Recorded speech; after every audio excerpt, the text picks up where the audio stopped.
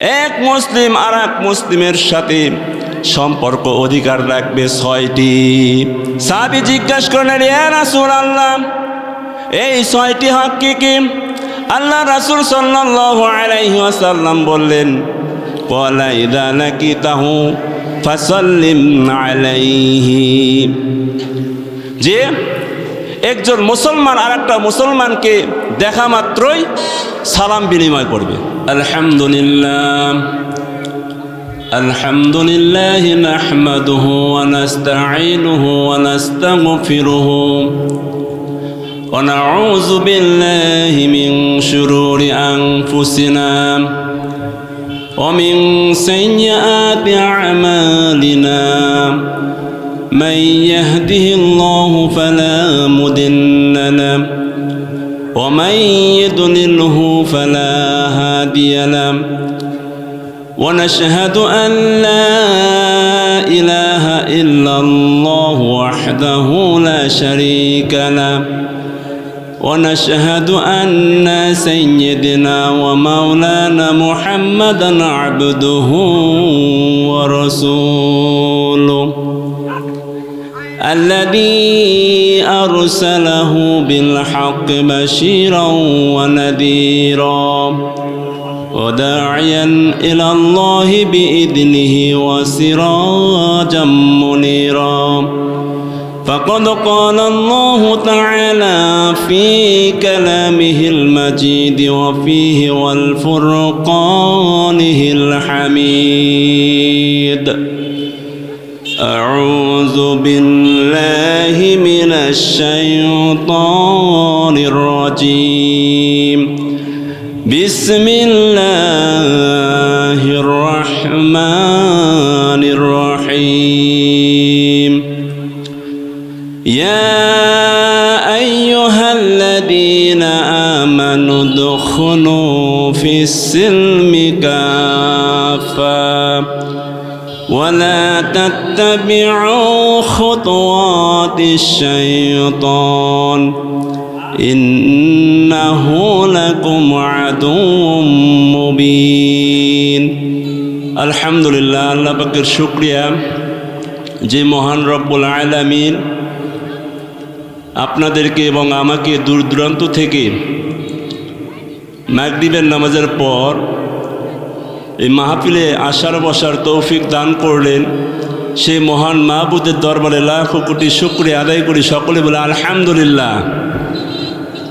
বিশ্ব নেতা, বিশ্ব নবী, সাইয়্যিদুল মুরসালিন, আশরাফুল আম্বিয়া, খাতামান নাবী জনাবে মুহাম্মাদুর রাসূলুল্লাহ, সকলে বলি সাল্লাল্লাহু আলাইহি ওয়াসাল্লাম। শুরুতে জানতে চাই আপনারা কেমন আছেন? আলহামদুলিল্লাহ। আলোচনা সংক্ষেপে আমি কয়েকটা কথা বলবো যে আজকে যে মুমিন ব্যক্তিরা, যে মুমিন মুসলমান, এনারা দেখা যায় অধিকাংশই অনেক সময় যেভাবে আল্লাহ তাআলার হুকুম মাফিকভাবে চলার কথা ছিল সেই রকম করে চলাফেরা করতে পারতেছে না। আজ সন্তান পিতার কথা শুনতেছে না এবং মেয়ে মার কথা শুনতেছে না। তাদের মন গড়ায়, মন ইচ্ছায় যা খুশি তাই করতেছে। কিন্তু আল্লাহ তাআলা মুমিন বান্দার, ইমানদারদের তো এরকম করে সুযোগ দেয় নাই। আল্লাহ তাআলা কোরআনের ভিতরেই বলছে যে মুমিন বান্দারা কিভাবে চলাফেরা করবে, কিভাবে ঈমানের ভিতরে প্রবেশ করবে, সেই কথাও আল্লাহ তাআলা বলেছেন। তাই আল্লাহ তাআলা কোরআনে বলতেছেন, সূরা বাকারার সূরা 208 নম্বর আয়াতে বলতেছেন, ইয়া আইয়ুহাল্লাযীনা আমানু দুখুলু ফিস সিলমি কাফা ولا تتبعوا خطوات الشيطان إنه لكم عدو مبين। আল্লাহ রাব্বুল আলামিন ইমানদারদেরকে লক্ষ্য করে বললেন, হে ইমানদারগণ, তোমরা পরিপূর্ণরূপে ইসলামে প্রবেশ করো। ওয়ালা তাত্তাবিউ খুতুওয়াতিশ শাইতান, আর শয়তানের পথকে অনুসরণ করো না। ইন্নাহু লাকুম আদুউম মুবিন, নিশ্চয় সে তোমাদের প্রকাশ্য শত্রু। তো আল্লাহ তাআলা বলতেছেন, হে ইমানদারগণ, তোমরা পরিপূর্ণরূপে ইসলামে প্রবেশ করো। তাহলে কি আমরা পরিপূর্ণরূপে ইসলামে প্রবেশ করতে পারলাম? না। কারণ পরিপূর্ণ বলতে কি বোঝায়? যে সব কিছু মিলেই পরিপূর্ণ। কারণ কোনো অর্ডার করলে যে অনেক কিছুই অর্ডার করবে, এই সমস্ত কাজ সম্পূর্ণ করার নামটাই পরিপূর্ণ। যেমন আপনি একটা কর্ম করলেন অথবা একটা কাজ করলেন, সেই কাজের দায়িত্ব দেওয়া হয়েছে এই কাজ করবা, এখন ওখান থেকে যদি অর্ধেক কাজ করে চলে আসো তাহলে পরিপূর্ণ হয় না। এই জন্য আল্লাহ তাআলা বলতেছেন, হে ইমানদারগণ, তোমরা ইসলামে প্রবেশ করো পরিপূর্ণভাবে, পরিপূর্ণরূপে। যদি এই পরিপূর্ণরূপে ইসলামে প্রবেশ না করো, তাহলে তোমরা শয়তানের পথ ধরে যদি চলে যাও, তাহলে শয়তান তোমাদের জন্য ভালো চায় না। কারণ সে তোমাদের প্রকাশ্য শত্রু। যখন শয়তানের পথ ধরে তোমরা চলবে আর শয়তান তোমাদেরকে শয়তানের পথে নিয়ে যেয়ে তোমাদেরকে জাহান্নামে নিক্ষেপ করবে, নাউজুবিল্লাহ বলি, তাহলে আমাদেরকে ইসলামের ভিতর থাকলে পরিপূর্ণরূপেই থাকা লাগবে। ইসলামের যেগুলো কথা বিধান সব কিছুই মেনে নেওয়া লাগবে। আল্লাহ রাব্বুল আলামিন যে কোরআনের ভিতরেই বলছেন যে আপনি আত্মীয়র সাথে আত্মীয়তা যখন নষ্ট হয়ে যায়, ছিন্ন হয়ে যায়, এই হকটা যদি পরিপূর্ণ না হয় তাহলে জাহান্নামে যাবে। আল্লাহ রাসূল সাল্লাল্লাহু আলাইহি ওয়াসাল্লাম তিনিও হাদিস শরীফ বলতেছেন, লা ইয়াদখিলুল জান্নাতা কাতিউন, যে যারা আত্মীয়তা ছিন্ন করবে তারা জান্নাতে প্রবেশ করবে না। এখন বিষয়টা হচ্ছে যে এই হাদিস থেকে আমি 6টি কথা বলবো। এই 6টি কথা বলেই আমি এখান থেকে বিদায় নেব। যে মুসলমান এবং আরেকটি মুসলমান পারস্পরিক সম্পর্ক অধিকার আছে, এটা আল্লাহ রাসূল বলতেছেন। ওয়ান আবি হুরায়রা রাদিয়াল্লাহু তাআলা قال قال رسول الله صلى الله عليه وسلم حق المسلم على المسلم 6 قيل ما هن يا رسول الله। আল্লাহ রাসূল সাল্লাল্লাহু আলাইহি ওয়াসাল্লাম হাদিস শরীফের ভিতরে বললেন, এক মুসলিম আর এক মুসলিমের সাথে সম্পর্ক অধিকার রাখবে 6টি। কয়টি? 6টি। মানে একটা মুসলমান আর একটা মুসলমানের ওপর হক আছে 6টি, অধিকার 6টি। সাহাবী জিজ্ঞাসা করলেন, ইয়া রাসূলুল্লাহ, এই 6টি হক কি কি? আল্লাহ রাসূল সাল্লাল্লাহু আলাইহি ওয়াসাল্লাম বললেন, ক্বালা ইযা লাকিতাহু ফাসাল্লিম আলাইহি, যে একজন মুসলমান আর একটা মুসলমানকে দেখা মাত্রই সালাম বিনিময় করবে। সুবহানাল্লাহ, সালাম বিনিময় করবে। তাহলে এখন এখান থেকে বোঝা যায় যে একটা মুসলমান আর একটা মুসলমানের ওপর যদি সালাম প্রদান করা হয় এটা হক। অথচ আমাদের অধিকাংশ লোক অনেক সময় দেখা যায় একটা সালাম যে সহিশুদ্ধভাবে দিবে সেটাও সঠিক হয় না। সালামের কোনো রকম করে সালাম দেয়, হাত ইশারা করে সালাম দেয়, এবং সালামটাও যে শুদ্ধ হয় না, এটা কি কোনো হক আদায় হলো? আল্লাহ রাসূল বলতেছেন প্রথমেই তোমরা সালাম বিনিময় করবে, এটা 1 নম্বর হক। অথচ সেই সালাম থেকে বিরত। কীরকম করে? যেমন আপনার আত্মীয়র সাথে একটু সম্পর্ক ছিন্ন হয়ে গেছে, কথায় বার্তায় একটু মনোমালিন্য হয়ে গেছে, অর্থ সম্পদের কারণে হয়তো একটু বিভ্রান্তি হয়ে গেছে, এই জন্য তার সাথে তাকে দেখা মাত্রই মাটির নিচে নিচ দিকি করে সে চলে যায়, সালাম দেয় না।